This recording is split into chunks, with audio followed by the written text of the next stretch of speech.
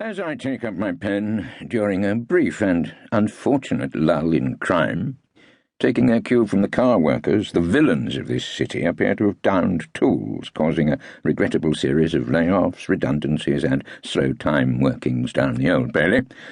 I wonder which of my most recent trials to chronicle. Sitting in chambers on a quiet Sunday morning, I never write these memories at home, for fear that she who must be obeyed, my wife, Hilda, should glance over my shoulder and take exception to the manner in which I have felt it right, in the strict interests of truth and accuracy, to describe domestic life à côté de chez Rumpole.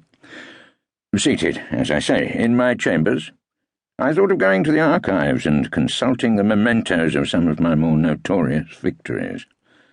However, when I opened the cupboard, it was bare, and I remembered that it was during my defence of a South London clergyman on a shoplifting rap that I had felt bound to expunge all traces of my past and destroy my souvenirs.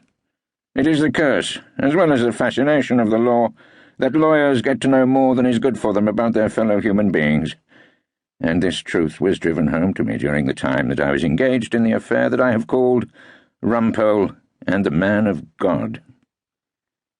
When I was called to the bar, too long ago now for me to remember with any degree of comfort, I may have had high-flown ideas of a general practice of a more or less lush variety, divorcing duchesses, defending stars of stage and screen from imputations of unchastity, getting shipping companies out of scrapes. But I soon found that it's crime which not only pays moderately well, but which is also by far the greatest fun.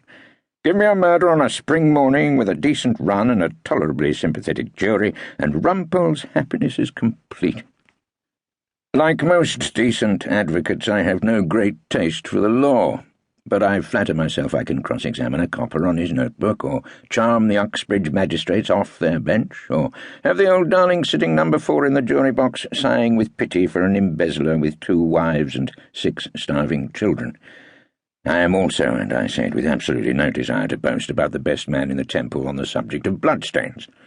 There is really nothing you can tell Rumpole about blood, particularly when it's out of the body and onto the clothing in the forensic laboratory.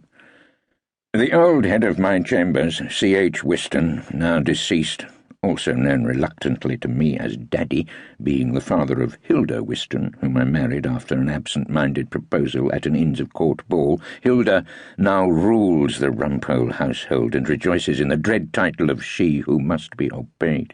Old C.H. Whiston simply couldn't stand bloodstains. He even felt queasy looking at the photographs. So I started by helping him out with his criminal work, and soon won my spurs round the London Sessions, Bow Street, and the Old Bailey. By the time I was called on to defend this particular cleric, I was so well known in the Ludgate Circus Palais de Justice that many people, to my certain knowledge, called Horace Rumpole an Old Bailey hack. To keep listening to this audiobook, I've left you a link in the description so you can do it, at no cost thanks to Audible's 30-day free trial.